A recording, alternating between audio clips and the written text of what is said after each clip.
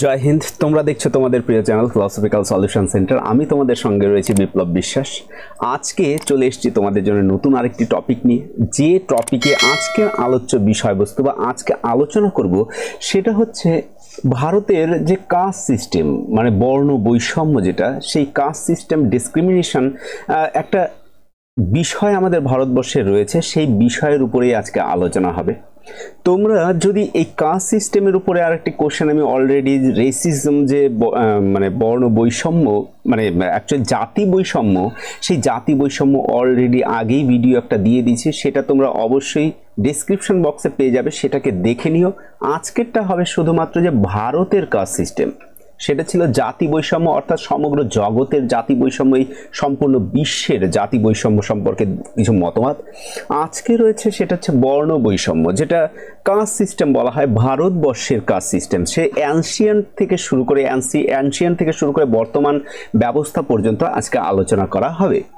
তো চলো আমরা ধীরে ধীরে এটা দেখতে থাকি বা দেখি যে বিষয় কি অ্যাকচুয়ালি জাতি বৈষম্য বা সেটাকে বর্ণ বৈষম্য কিভাবে এখানে এসে গেল, সেই বিষয়কে আজকে দেখব। যারা অ্যাপ্লাইড ফিলসফি, অ্যাপ্লাইড এথিক্সে যাদের টপিক রয়েছে যাদের, যেমন ধরো নর্থ বেঙ্গল ইউনিভার্সিটি তো 6 সেমিস্টারে অনার্সে রয়েছে অ্যাপ্লাইড এথিক্স, এবং ডিএসসি প্রোগ্রাম কোর্সেও রয়েছে, ডিএসই 6 সেমিস্টারে যারা রয়েছে তাদের, এবং যারা অন্যান্য ইউনিভার্সিটিতে রয়েছে তাদেরও যাদের এগুলি রয়েছে যে অ্যাপ্লাইড এথিক্স, সেখানে কিন্তু এই টপিক তাদের কাজে লাগছে। তো দর্শন নিয়ে আমরা আলোচনা, সবাই আমরা দর্শনকে জানতে চাইছি, সেই বিষয়কে কিভাবে ব্যাখ্যা করা হবে। তো চলো আমরা যাই, দেখি ভেতরে কি আছে। যেমন ধরো এই মানে জাতি বৈষম্যকে ব্যাখ্যা করার আগে বা যে বর্ণ ব্যবস্থা বা বর্ণ বৈষম্য সেটাকে ব্যাখ্যা করার প্রসঙ্গে কিন্তু জাতি বৈষম্য কি সেটা নিয়ে একটু বলতেই হয় যে জাতি বৈষম্য কি। অ্যাকচুয়ালি জাতি বৈষম্য তখনই বলা হবে যখন কোনো জাতির উপরে যুক্তিহীনভাবে তাদের কি করবে, ডমিনেট করবে, আমরা তাকেই কিন্তু জাতি বৈষম্য বলবো। যেমন ধরো যদি আমরা ভাবি যে হিন্দু যারা রয়েছে, যাদের জাতি আমরা যখন লিখছি যে ব্রাহ্মণ কাস্ট, সেই ব্রাহ্মণ যখন নির্বিচারে কোনো বৈশ্য, শূদ্র, ক্ষত্রিয় এদের উপরে কোনোভাবে কি করবে, ডমিনেট করবে, তাকে আমরা বলতে পারি। অর্থাৎ জাতিভেদ সৃষ্টি করে কারা? জাতিভেদ সৃষ্টি করে কিছু প্রথা, মানে যারা একদম গোরা টাইপের হয়, রিগোরিয়াস, যারা একদম মানে কি বলবো, একদম গোরাপন্থী যারা, তারাই কিন্তু অ্যাকচুয়ালি এইগুলি জাতি বৈষম্য বা এই যে বর্ণ বৈষম্য এটা সৃষ্টি করে। তো আজকে আমাদের যেহেতু বিষয় না, তোমরা জাতি বৈষম্যকে ডেসক্রিপশন বক্সে তো বলেই দিলাম, তোমরা পেয়ে যাবে, সেই ভিডিওটা দেখে নিও, অবশ্যই হয়ে যাবে। তা আজকে আমরা একদম সরাসরি চলে যাব কোথায়, প্রাচীন ভারতের যে বৈষম্য, প্রাচীন ভারতের যে জাতি বৈষম্য বা বর্ণ বৈষম্য, caste system of ancient India, সেখানে আমরা বিষয়কে দেখব যে কিভাবে সেখানে বলা হচ্ছে।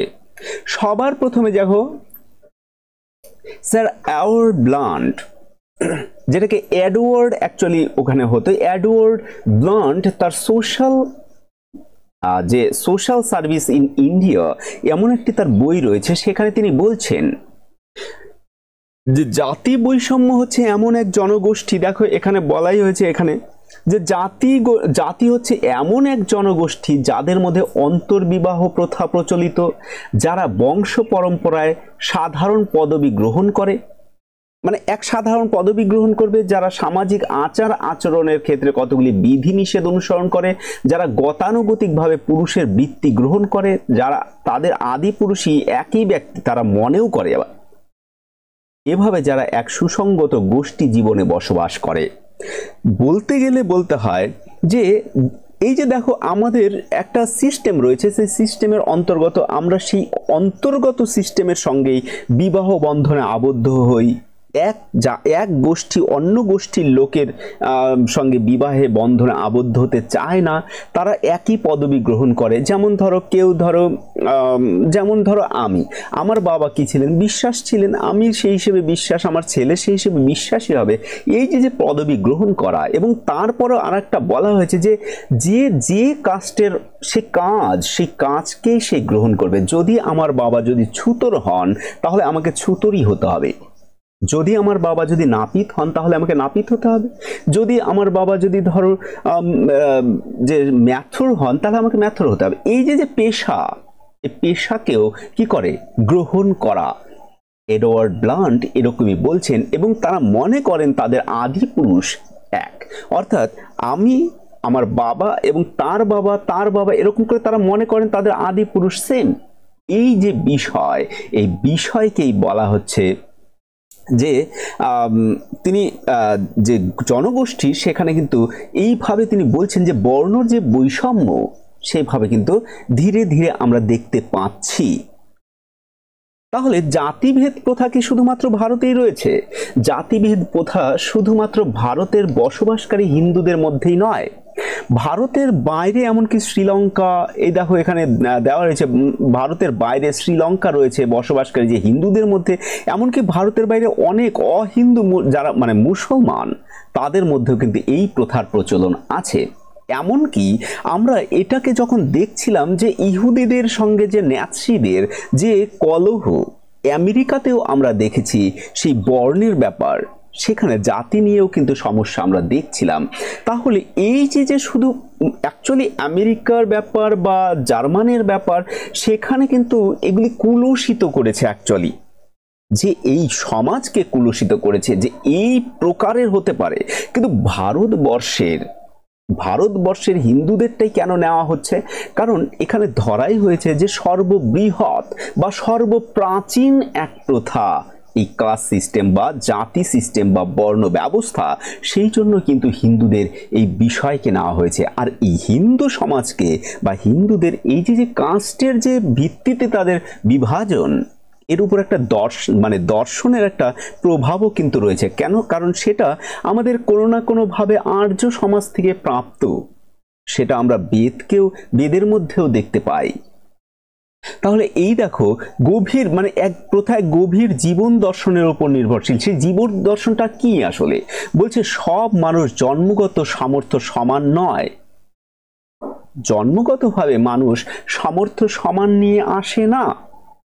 সে শারীরিক দিক হতে পারে, কিন্তু মানসিক দিক থেকে এই বিষয়টা না আমি একটা মানতে পারি না। কারণ মানুষের মাথায় কি হয়ে থাকে, 1 কোটি নিউরন থাকে। যদি সায়েন্স ফিকশন বা সায়েন্টিফিক যদি বলি আমরা, মানুষের মাথায় 1 কোটি নিউরন রয়েছে। তাহলে সবার মাথায় সমান নিউরন দিয়ে দিয়েছেন। যদি ঈশ্বরের কথাই বলি, সে সমান দিয়ে দিয়েছেন। তাহলে আমাদের উপর নির্ভর করে সেটাকে কিভাবে ইউজ করা হচ্ছে। যদি ইউজ ঠিকঠাক করা যায় তাহলে কিন্তু আমার মাথার কাজ আর আরেকজনের মাথার কাজ কিন্তু সেম কাজ করা উচিত।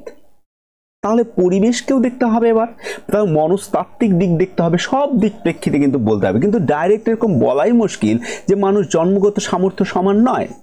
মানুষের সামর্থ্য অনুসারে তার করণীয় যে কর্ম নির্ধারিত হলে সমাজের শ্রীবৃদ্ধি অগ্রগতি সম্ভব হতে পারে। তার মানে যদি আমরা আগে থেকেই ধরে নিই যে কে কোন কাজ করবে, তাহলে এই সমাজ তার অগ্রগতি অর্থাৎ ডেভেলপমেন্ট আসতে পারে। কিন্তু এতে কিন্তু একটা জিনিস সমস্যা হচ্ছে, তাহলে আমরা সেই মেধাকেও ডমিনেট করছি একটা সময়। যে ধরো কেউ মেধা নিয়ে এসছে, যে প্রজ্ঞার মেধা, বুদ্ধির মেধা, তাহলে তাকে দেখো আমরা ছুতোর বানিয়ে দিয়েছি। তাহলে কিন্তু তাকে কিন্তু অপমান করাই হচ্ছে। কিন্তু এই বিষয়ে আমরা আস্তে আস্তে বলবো যে প্রজ্ঞা যে বিষয়টা তুমি যিনি জন্মগ্রহণ করছো, সেটার যে কত ভ্যালু, যে আমাদের বেদ বা আমাদের যে এই যে বিভাজন বর্ণ ব্যবস্থা, সেখানে কিন্তু সেটাকে স্বীকৃতি দেওয়া হয়েছে। সেটা আমরা পরে দেখছি।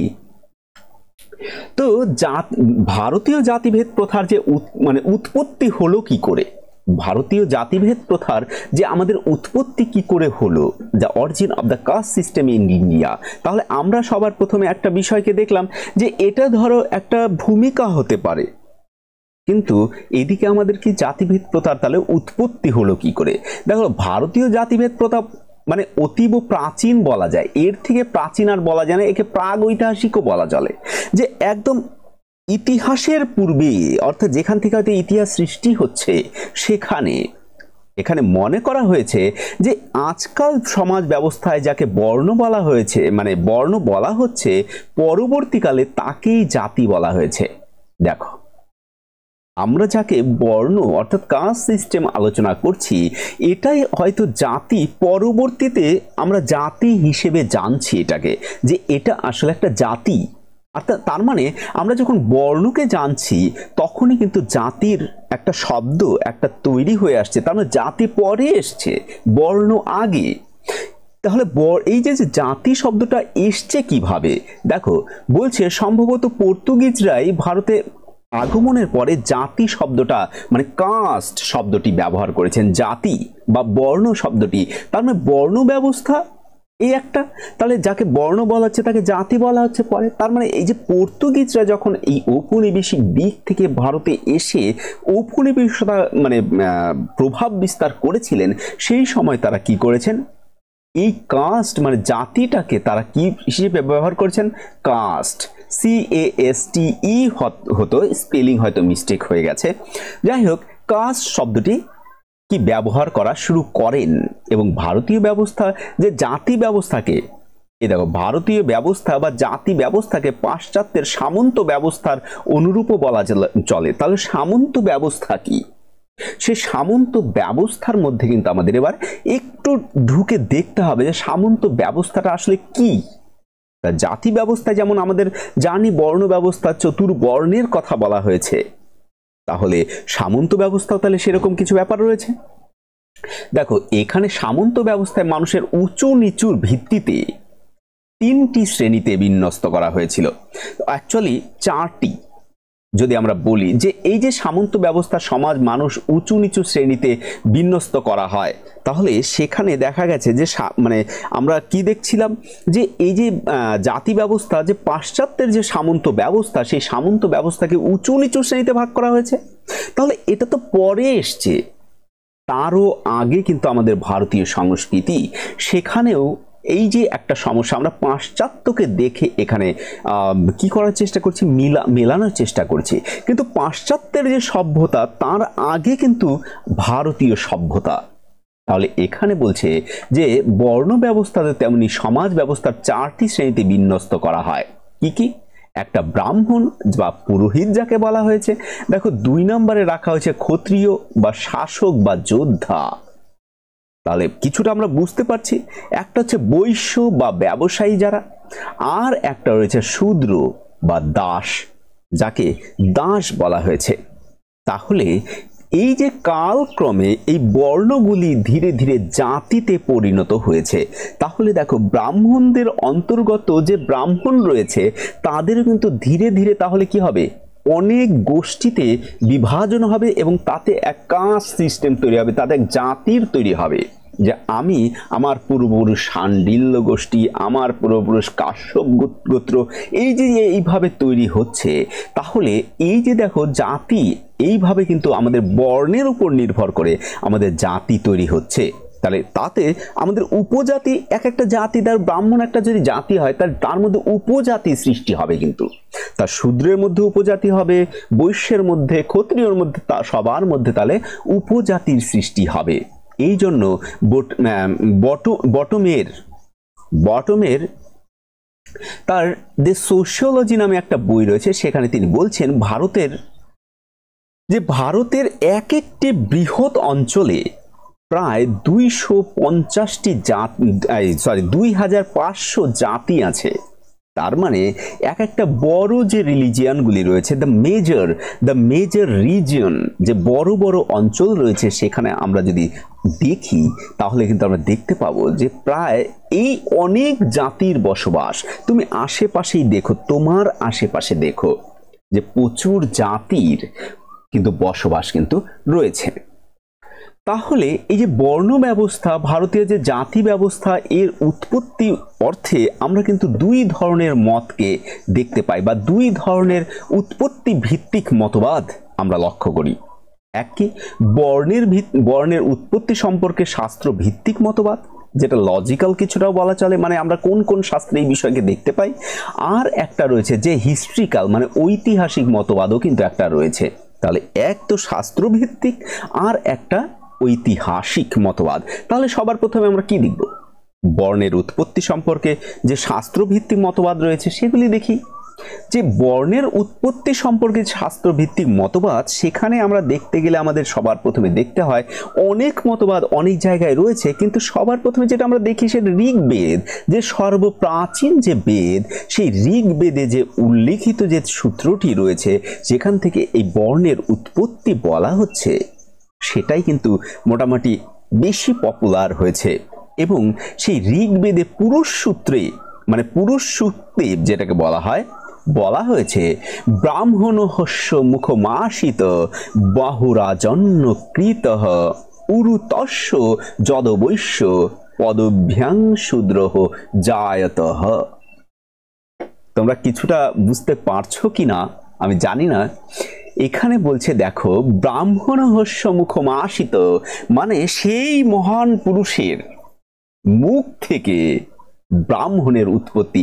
আমি নিচে অবশ্য তোমাদের সেই ব্যাখ্যার বিষয় লিখেও দিয়েছি। দেখো, বিরাট পুরুষ বলতে সেই মহান পুরুষ, অর্থাৎ এখানে যদি ইন্ডিয়ান ফিলসফি পার্সপেক্টিভ আমরা নিই, সেখানে ব্রহ্ম বলা চলে, অর্থাৎ ঈশ্বর যাকে আমরা বলবো।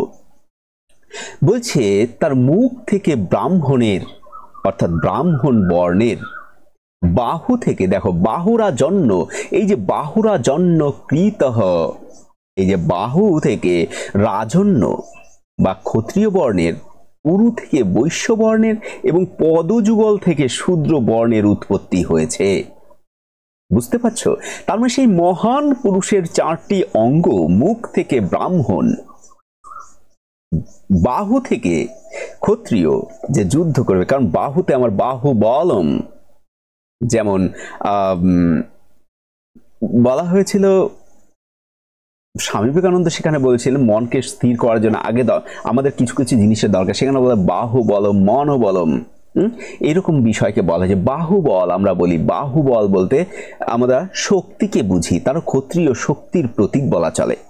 মুখ থেকে আমি যা বলছি তোমরা সেটাকে বিশ্বাস করছো, তার মানে এটা এক ধরনের যে সত্যতার প্রতীক। তাহলে সেটা ব্রাহ্মণ, সেই তার থেকে উৎপত্তি হয়েছে। উরু প্রদেশ বলতে এই যে ধরো বাহুর নিচে আমাদের এই যে পেটের থেকে পা পর্যন্ত, মানে এই উরু দেশ বলা হয়। এখানে সেই মানে বৈশ্য বর্ণ যারা খাওয়া দাওয়াতে এখানেই হচ্ছে, দেখো পেটের জন্যই খাওয়া কাজ করা, তাহলে সেই বিষয়ে। আর পদযুগল তার মানে কি, আমরা প্রণাম কোথায় করি? পায়ে। তার পা কিসের প্রতীক? সেখানে বলা হয়েছে দাসের প্রতীক, সেটা শূদ্রকে বলা হচ্ছে। তো এই যে উঁচু নিচু, মানে অ্যাকচুয়ালি এই উঁচু নিচু যে এটা কিন্তু এরকম ভাবার বিষয় নয়। এখন যেমন পরিস্থিতি এইরকম নয় বিষয়।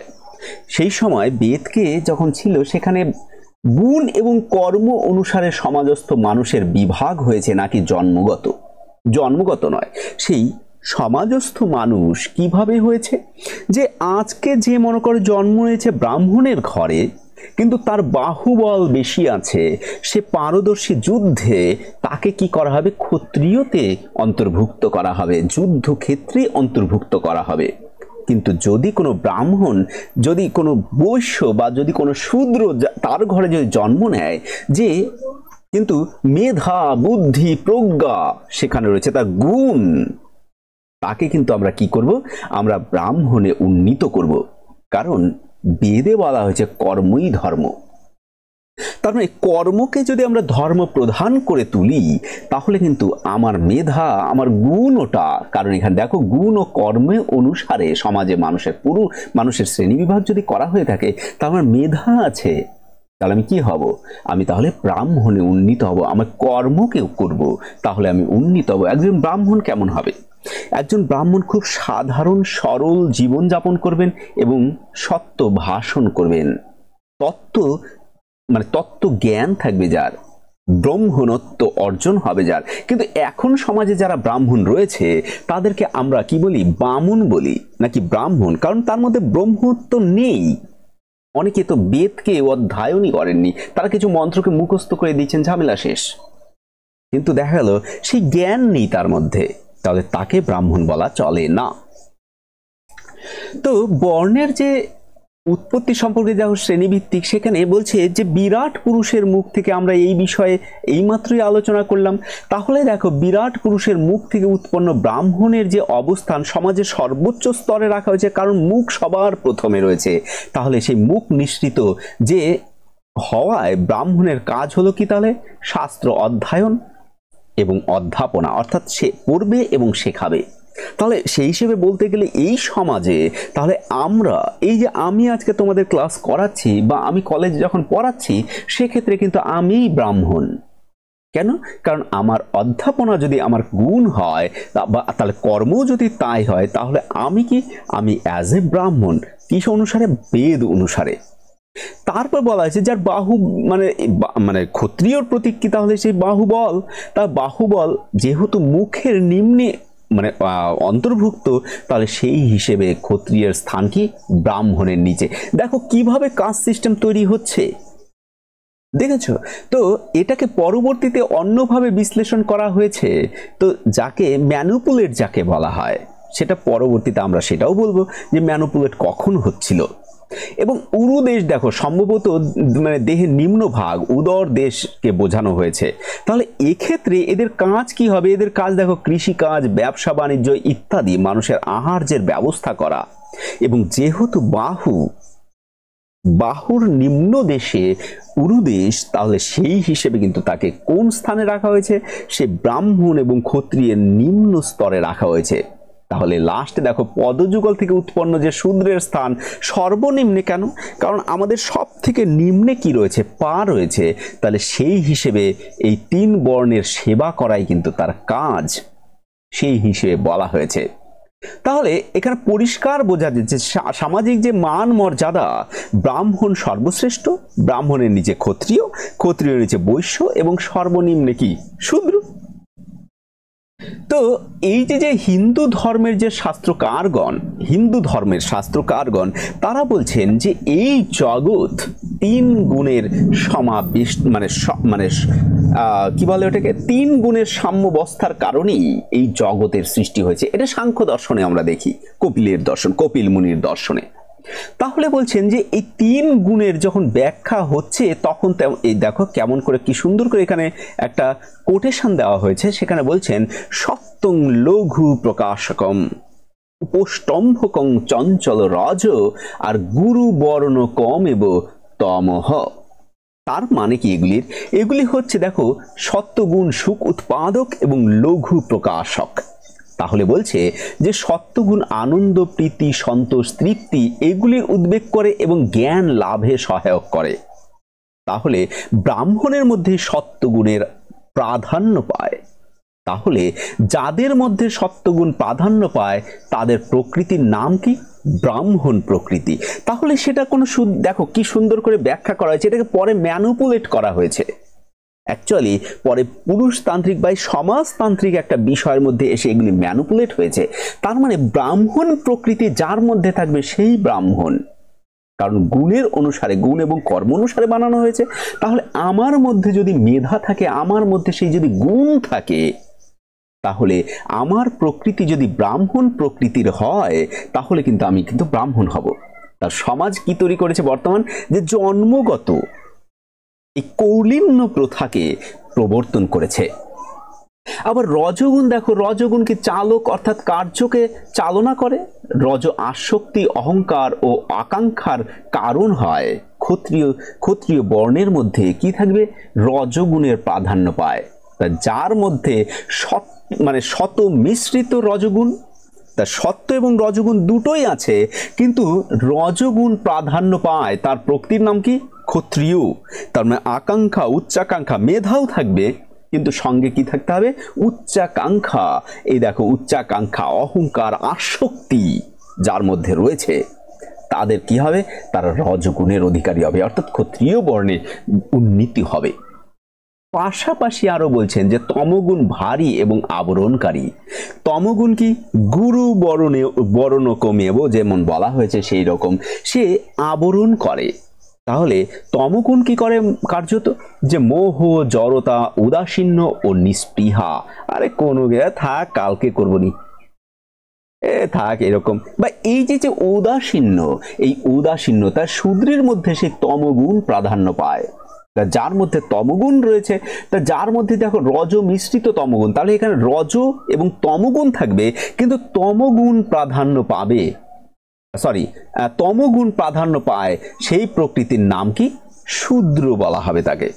তার মানে শূদ্রের মধ্যে কি? উদাসীন্য। যার মধ্যে এবার ব্রাহ্মণের ছেলের মধ্যে দেখা গেল উদাসীন্য দেখা গেল, তাহলে তার গুণ এবং কর্ম অনুসারে সে কি হবে? শূদ্রে রূপান্তরিত হবে। এবং বৈশ্যগণ রজ ও তমগুণের সংমিশ্রণ বলা হয়েছে বৈশ্য। তাহলে যাদের মধ্যে তম মিশ্রিত রজগুণ, অর্থাৎ রজগুণ রয়েছে, তমগুণও রয়েছে, কিন্তু রজগুণ আছে, কিন্তু সেই রজগুণই প্রাধান্য পায়, তার রজগুণ প্রাধান্য পায়, এমন প্রকৃতি তাকে বৈশ্য বলা হবে। এক্ষেত্রে দেখো শ্রীমদ্ ভাগবত গীতা শ্রীকৃষ্ণ অর্জুনও বলছেন, চতুর্বর্ণনং মায়া সৃষ্টং গুণ কর্ম বিভাগস্য। তাহলে তিনি বলছেন যে গুণ ও কর্মভেদ অনুসারে আমি ব্রাহ্মণ, ক্ষত্রিয়, বৈশ্য, শূদ্র এই 4টি বর্ণের সৃষ্টি করেছি। তিনি সঙ্গে আরো বলেছিলেন যে এই যে সত্য, রজ, তমগুণ যে রয়েছে এই জগতে আমার দ্বারাই উৎপন্ন হয়েছে, কিন্তু এই 3টি গুণ আমার মধ্যে নেই। তার মানে তিনি এই গুণ রহিত। আমরা বেদান্ত দর্শন যখন পড়ি তখন আমরা এটাকে দেখতে পাই যে ব্রহ্ম গুণ রহিত। তাহলে এখানে তিনি ডাইরেক্ট দেখো কত সুন্দর করে বলেছেন, চতুর্বর্ণং মায়া সৃষ্টং গুণ কর্ম বিভাগস্য। তার মানে আমি গুণ এবং কর্মের অনুসারে এই জগতে বর্ণের সৃষ্টি করেছি। কিন্তু মানুষ এখন কি করছে? জন্মগত গুণ নিয়েছে, জন্মগত, অর্থাৎ এই কৌলিন্য প্রথার সৃষ্টি করেছে। তো পরিষ্কার তো এখানেই রয়েছে, দেখো জাতিভেদ, এই জগতে জাতিভেদ নামক শব্দ নেই। তাহলে আমরা জাতি তৈরি করেছি। এক্ষেত্রে একটা জিনিস মনে পড়ে, স্বদেশ নামক একটা বই রয়েছে শাহরুখ খানের, সেখানে বলা হয়েছে হোয়াট ইজ জাতি, হোয়াট ইজ জাতি। সেখানে এক ব্যক্তিত্ব রয়েছে, ক্যারেক্টার, তিনি বলছেন জাতি জাতি উসি কো कहता है जो कभी नहीं जाती। তো ভাবো, তার মানে জাতিকে আমরা আষ্টে পৃষ্ঠে আঁকড়ে ধরেছি। জাতি ওহি কো कहता है जो कभी नहीं जाती। তার মানে আমার মনের মধ্যে কুলসতা যে আমি ব্রাহ্মণ ও নিচু বর্ণের, ওকে আমার বর্ণে আসতে দেব না, এই যে জোর করা, এই যে পাবন্ধি লাগানো, এই বিষয়কে কিন্তু আমরা অ্যাকচুয়ালি সেখানে ব্যাখ্যা করা হচ্ছে জাতি। বর্তমান সমাজে তাই চলছে। কিন্তু বেদ বলো, শ্রীমদ্ ভাগবত বলো, শ্রীকৃষ্ণের কথা বলো, রামের কথা বলো, সেখানে আমরা এই রকম গুণ এবং কর্ম অনুসারেই কিন্তু প্রথমে বিষয়কে রাখা হয়েছিল। তাহলে দেখো ভারতীয় বর্ণ ব্যবস্থা অনুসারে জাতিভেদ প্রাচীন গ্রিক যে প্লেটো তার আদর্শ সমাজ ব্যবস্থার যে প্রেক্ষাপটেও কিন্তু মানবাত্মার 2টি দিকের উল্লেখ করেছেন। একটা হচ্ছে বিশুদ্ধ বুদ্ধির দিক, মানে র্যাশনাল যে পার্ট, যেখানে যার কাজ কি? ধর্ম এবং প্রজ্ঞা। দেখো, যার ধর্ম এবং প্রজ্ঞা, আর অন্যটি ইন্দ্রিয়াসক্ত বুদ্ধি। তার মানে ইররেশনাল পার্ট, যেখানে আমরা ইন্দ্রিয়ের মাধ্যমে আসক্ত হব, এমন বুদ্ধি। এবং বলছে এই যে দ্বিতীয়টি রয়েছে, যে মানে ইন্দ্রিয়াসক্ত বুদ্ধি, একে আবার 2টি অংশে ভাগ করা যায়। একটা মানে উন্নত দিক, যার ধর্ম সাহসিকতা, অর্থাৎ এই যে ইন্দ্রিয়াসক্ত, যে তার মধ্যে উন্নত দিক যার ধর্ম কি? সাহসিকতা। আর একটা বলা হচ্ছে অনুন্নত দিক, যার ধর্ম হচ্ছে দৈহিক সুখ সম্ভোগ, অর্থাৎ তার তমগুণ। এক্ষেত্রে যে মানব মনের 3টি বৃত্তিকে কেন্দ্র করে জ্ঞান, সাহসিকতা ও সুখ সম্ভোগ লিপ্সা, একে কেন্দ্র করে প্লেটো যে 4 প্রকার যে শ্রেণীর উল্লেখ করেছেন। এক হচ্ছে অভিভাবক, অর্থাৎ যার মধ্যে জ্ঞান থাকবে সে অভিভাবক। আর একটা থাকবে যোদ্ধা, তার যার সাহসিকতা আছে। আর বাদ বাকি তারা কারিগর এবং দাস হিসেবে যুক্ত হবে। তাহলে যাদের মধ্যে দেখো এখানে রয়েছে, লেখা রয়েছে, তোমরা দেখেই নিও। তাহলে ভারতীয় যে বর্ণ ব্যবস্থা, প্লেটো তার আদর্শ সমাজ রাষ্ট্রে এই যে ক্রম অনুসারে কিন্তু কি করেছেন, তার বিন্যস্ত করেছেন। তাহলে আমরা এইবার দেখো তার ক্রম অনুসারে যখন বিন্যস্ত করেছেন, তাহলে এখানে তো আমাদের জাতিভেদ প্রথার যে শাস্ত্রীয় ভিত্তিতে আমরা কি দেখতে পেলাম, যে গুণ এবং কর্ম অনুসারে, নাকি কৌলিন্য নয়, গুণ এবং কর্ম অনুসারে আমরা কিন্তু জাতিকে দেখব। আবার দেখো জাতির উৎপত্তির যে ঐতিহাসিক যে ব্যাখ্যা, সেখানে আমি একটা বিশাল বড় একটা জায়গা রেখে দিয়েছি, সেখানে তোমরা দেখে নিও যে জাতির উৎপত্তির যে ব্যাখ্যা মানে বিশাল মানে ঐতিহাসিক সম্পূর্ণ ঐকমত্য নেই। তো তার মধ্যে একটা বিশেষ মতবাদ অনুসারে আমরা বলতে পারি যে ভারতবর্ষে যখন আর্যরা এসছিলেন, তারা কি করেছেন, এসে অনার্যদের সঙ্গে, অনার্য বলতে ভারতের আদি বসবাসকারী যারা, তাদের সঙ্গে যুদ্ধ লিপ্ত হন এবং তাদের সমাজ ব্যবস্থায় তারা নতুন একটা স্ট্রাকচার দেন। সেই স্ট্রাকচারকে কিভাবে দিচ্ছিলেন দেখো, ঐতিহাসিক মতো তৎকালে আদিবাসীদের মানে অনার্যদের সঙ্গে কি হচ্ছিল, তাদের সংঘর্ষ এবং ব্যক্তি যে জীবন মানে জনজীবন বিনষ্টর পথে, সেই সংস্কৃতিকে রক্ষা করার জন্য তারা কি করছিলেন, তারা মানে ধীরে ধীরে কিছু সূত্র মানে সংস্কৃতি গাথিত যে স্তোত্র পাঠ বা যাগযজ্ঞাতিতে আত্মনিয়োগ করেন এবং কালক্রমে তারাই ব্রাহ্মণ নামে কিন্তু কি হয়, উন্নীত হয়। এবং তাদের মধ্যে যারা দেখা গেল পারদর্শী শক্তিবান, তারা ধীরে ধীরে যুদ্ধ অর্থাৎ কারো থেকে শত্রুর হাত থেকে রক্ষা করার জন্য যারা যুদ্ধ বিগ্রহ করছেন, তারা ধীরে ধীরে ক্ষত্রিয় হয়েছেন। ঐতিহাসিক প্রেক্ষাপটে কিন্তু এরকম বলা হচ্ছে। এবং যারা দেখা গেল তার মধ্যে ব্যবসা বাণিজ্য করেন বা কৃষি কাজ করেন, যারা খাওয়ার টাওয়ার জোগাড় করেন, তাদেরকে করা হচ্ছিল কি, তাদেরকে করা হচ্ছিল বৈশ্য। এবং এই যে অনার্যরা রয়েছে, আদিবাসীরা রয়েছে, সেই আদিবাসীদের তাদের দাস বানানো হয়েছিল। আর এখানেই তাদেরকে বলা হচ্ছে যে তাদেরকে শূদ্র নামে আমরা কিন্তু ধীরে ধীরে দেখো শূদ্র নামেই তাদের পরিচিতি প্রদান করার চেষ্টা করছি। তো এটা একটা, কিন্তু এটা না গ্রহণ করা হয়নি, কারণ এখানে দেখো যে যাদের মধ্যে প্রথমে এই চিন্তা ভাবনাই নেই, তারা কি করে কাস্টকে সিস্টেমাইজ করছেন। বা পাশাপাশি যদি আরো বলা হয়, যাদের মধ্যে ধরো এই যে মনে করো এই জায়গার অনার্য যারা রয়েছে, তাদেরকে যে এই কালক্রমে শূদ্র বানানো হয়েছে, তাদের শূদ্রতে কেন অন্তর্ভুক্তি তারা করলেন। তো এই হিসেবে এই মতকে খুব একটা গ্রহণযোগ্য কিন্তু দেওয়া হয় না। তাহলে জাতির উৎপত্তি সম্পর্কে যে ঐতিহাসিক মতবাদ, সেখানে আরেকটি মতবাদ রয়েছে যে আসলে যখন আর্যরা দুই দল ভাগ করে, আমরা দেখতেই পাই এক দল ইরানের দিকে চলে যায় আর এক দল ইন্ডিয়ায় অর্থাৎ ভারতে প্রবেশ করে, সেখানে তাদের মধ্যে পূর্ব থেকেই দুই ধরনের বা তিন ধরনের বিষয় তাদের মধ্যে আগে থেকেই ছিল। এক, ব্রাহ্মণ, যে মানে প্রবেশের পূর্বেই আর্যদের মধ্যে ব্রাহ্মণ, ক্ষত্রিয়, বৈশ্য, মানে যেটাকে বিষ বলা হয়েছে। দেখো এখানে বলছি আমি বিষ শব্দ ব্যবহার করা হয়েছে, বিষ অর্থাৎ বৈশ্য। এই তিনটি প্রথমেই ছিল এবং পরবর্তীতে তারা মানে কৌলিক বা বংশানুক্রমিক ছিল না। অ্যাকচুয়ালি এই যে শ্রেণী যদিও ছিল, সেটা কিন্তু বংশানুক্রমিক ছিল না, যে এই বংশে অর্থাৎ ব্রাহ্মণের ছেলে ব্রাহ্মণই হবে, রাজার ছেলে রাজাই হবে, এরকম ছিল না। সেটা গুণ এবং কর্ম অনুসারে তারা বলছেন। তো যাদের স্তোত্র রচনা পূজা পার্বণ নিযুক্ত ছিলেন, তারা ব্রাহ্মণ ছিলেন। যারা যুদ্ধে, তো পরবর্তী সবই ঠিকই আছে।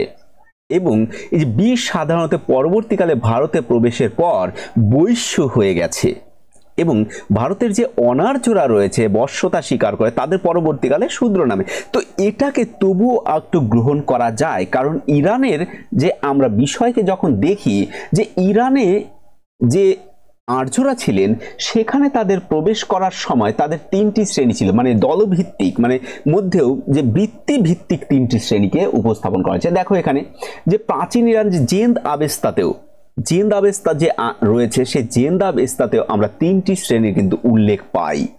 তো একটা হচ্ছে অগ্রবণ বা পুরোহিত, যারা পূজা অর্চনা করে তারা। একটা হচ্ছে রথেষ্টর, যারা রথী, যারা সারথী, মানে রথ চালান, অর্থাৎ রথ চালান বলতে কি, তার মানে কি যারা যুদ্ধ বিগ্রহ করেন, আমরা রথকে নির্দিষ্ট দেখি। আর একটা বাস্ত্র বা জাতের, মানে যারা সেই সময় কৃষক বা, এবং আরেকটা শব্দ দেখো এখানে বলা আছে হুইতে, তার মানে বাস্ত্র এবং হুইতে বা কারিগর বলা হয়েছে। তাহলে এই যে দুটি লাস্টের যে দুটি, এই দুটিকে একযোগে যে সমতুল্য বলা হয়েছে সেটা হচ্ছে বৈশ্য। কিন্তু ইরানের যে জাতিভেদের প্রধান পার্থক্য সেটা হচ্ছে কি বৃত্তিগত। ওখানে যে ইরানের যে জাতিগত সেটা বৃত্তিগত ছিল, সেটা বংশানুক্রমিক নয়। ঠিক আছে, তাহলে ভারতীয় যে ব্যবস্থা পরে তৈরি হয়েছে সেটা বংশানুক্রমিক হয়ে গেছে, এখানেই সমস্যা। তাছাড়া অন্য কোনো সমস্যা কিন্তু আর নেই। এবং এই দেখো সবশেষে আমরা এরকম বলে দিতে পারি যে ভারতীয় যে বর্ণভেদ বা জাতিভেদের উৎপত্তি সম্পর্কে কোনো সর্বসম্মত সিদ্ধান্ত নেই, কিন্তু এখানে প্রয়োজন বোধে সমাজ ব্যবস্থাকে দৃঢ় ও সুশৃঙ্খল করার জন্যই হয়তো মানুষ গুণকে এবং সামর্থ্যকে সামর্থ্য অনুসারেই কর্ম নির্ধারিত হয়েছিল। তাহলে বারে বারে দেখো গুণ এবং কর্ম, গুণ এবং কর্ম, কিন্তু এটাকে কৌলিন্যভাবে এলো কি করে লাস্টে? আরো বলছি যে প্রাচীন ভারতের বর্ণ বা জাতি বংশগত ছিল না, যা ছিল গুণ এবং সামর্থ্যগত। অর্থাৎ তোমার কেমন সামর্থ্য, তোমার কি সেই পূজা অর্চনা করার সামর্থ্য আছে কি নেই? তাহলে তুমি পূজা অর্চনা করতে পারো, তার মানে তুমি ব্রাহ্মণ হতে পারো। তাহলে ব্রাহ্মণের যে ছেলে ক্ষত্রিয় ধর্ম পালন করবে মানে ক্ষত্রিয় হবে এবং ব্রাহ্মণ রূপে গ্রহণ না হয়ে ক্ষত্রিয় রূপে গ্রাহ্য হবে, তাহলে সেটা সব বর্ণের ক্ষেত্রেই প্রযোজ্য ছিল। কিন্তু ওখানে দেখো পরবর্তীতে অনার্যদের কথা যে বলা হয়েছে কাস্ট সিস্টেমের মধ্যে নেওয়া হয়েছে, হয়তো তাদেরকে কি অন্তর্ভুক্ত করা হবে কিনা এরকম কোনো বিষয়কে কিন্তু পাওয়া যায় না। কিন্তু যদি এটার ভিত্তিতে আমরা যদি দেখি যে তুমি যদি অর্জন করতে পারো, যদি অর্জিত শক্তি অর্জন করতে পারো, তাহলে তুমি সেটা হতে পারো। যেমন টিচার হয়ে উঠতে হয়, বিকাম এ টিচার, তাহলে সবকিছু হয়ে উঠতে হয়। তাহলে বাবাও হয়ে উঠতে হয়, বিকাম এ ফাদার। শুধু জন্ম দিলেই বাবা হওয়া যায় না, তাহলে তুমি জন্মসূত্রে বাবা হতে পারবে না। তার মানে গুণ এবং কর্ম, সেই বাবার গুণ তোমার থাকা চাই। তাহলে এটা ঠিক ছিল সেই সময়। কিন্তু এই সমস্যাটা কোথায় এলো? সমস্যাটা যখন এসছে তখন এইখানে সমস্যাটা এসছে। এই যে মনু সংহিতা, পরবর্তীকালে যে মনু সংহিতা যখন এসছে তখনই জাতিভেদ প্রথা এবং এই যে বৈশিষ্ট্য, অর্থাৎ এই গুণগত এবং এই সামর্থ্যগত বা কর্মগত বৈশিষ্ট্য লুপ্ত হয় এবং কালক্রমে এটা ধীরে ধীরে ভারতীয় জনজীবনের জাতিভেদ প্রথা এবং কৌলিক ভ্রষ্টাচারে পরিণত হয়। অর্থাৎ আমার ছেলে ব্রাহ্মণ হবে, ধীরে ধীরে মনু সংহিতার উপরে এই যে দেখো ম্যানুপুলেশন, অর্থাৎ এক ধর্মকে, এক শাস্ত্রকে অন্য এক শাস্ত্র ম্যানুপুলেট করছে, তাহলে মানুষ এটা গ্রহণযোগ্য মনে হয়েছে। এক সময় হয়তো মানুষ এরকম হয়েছে যে ব্রাহ্মণের ছেলে ব্রাহ্মণ হতে পারছে না, কেন? কারণ দেখা গেল তার মধ্যে সেই গুণ নেই, কিন্তু সে তার মধ্যে এক কৌলিন্য প্রথা চলে এসেছে, আরে আমি ব্রাহ্মণ, আমার ছেলে শূদ্র হয়ে থাকবে, কেমন লাগে দেখতে? তাহলে কিছু চেঞ্জ করে দিই। আমরা কি করব? আমরা মনু সংহিতাকে গ্রহণ করি। এই যে ধীরে ধীরে অ্যাডপ্ট করা হয়েছে, অ্যাকচুয়ালি ভারতীয় যে ব্যবস্থা, ভারতীয় যে আর্যদের যে ব্যবস্থাকে টোটালি ধ্বংস করে দিয়েছে মনু সংহিতার এই যে ভিত্তির মাধ্যমে, বা কট উপনিষদ, এই যে উপনিষদগুলি পরবর্তীতে আমাদের যে জনজীবনকে কিছুটা হলেও কিন্তু ম্যানুপুলেট করেছে সেই বেদকেও। তাহলে আমাদের যে জাতিগত ব্যবস্থা, সেই জাতিগত ব্যবস্থা, এই যে বর্ণ ব্যবস্থা কিভাবে হচ্ছে বা কিভাবে উৎপন্ন হয়েছে, এখনো দেখো আমাদের সেই বর্ণ ব্যবস্থা কিভাবে আষ্টে পৃষ্ঠে আমাদের কি হয়েছে, আমাদের একদম আষ্টে পৃষ্ঠে জাঁকড়ে ধরে রেখেছে যে আমি ব্রাহ্মণ, আমি ক্ষত্রিয়। কিন্তু ধীরে ধীরে এগুলি অবলুপ্তি কিন্তু হচ্ছে। মানুষ সেই ব্রাহ্মণকে আর ব্রাহ্মণ হিসেবে রাখছেন না, ক্ষত্রিয়কে ক্ষত্রিয় হিসেবে রাখছেন না। এখন দেখো সেই হিসেবে বলতে গেলে আমি ব্রাহ্মণ, তোমরা পড়াশোনা করছো, এটাকে দেখছো, তাহলে তোমরা ক্ষত্রিয় বৈশ্য। কিন্তু বাড়িতে যারা আপাতত কাজ করছেন, তাহলে মা কাজ করেন, বাড়িতে সব কিছু কাজ মা করেন, স্ত্রী করেন, তাহলে তারা কি দাস বলা চলবে? তাদের হিসেবে দাস বলতে হয়। ধীরে ধীরে এগুলির অবলুপ্তি হচ্ছে, কিন্তু কিছু কিছু ক্ষেত্রে আমরা দেখতে পাচ্ছি যে সমাজে এগুলি কোথায় যেন কোথাও না কোথাও এগুলি কিন্তু কুলুষিতার এক কারণ হয়ে দাঁড়িয়েছে। তো যাই হোক, ভিডিও আর বড় করছি না, তোমরা ভালো থেকো, সুস্থ থেকো। জয় হিন্দ, ভিডিও এখানেই শেষ করছি।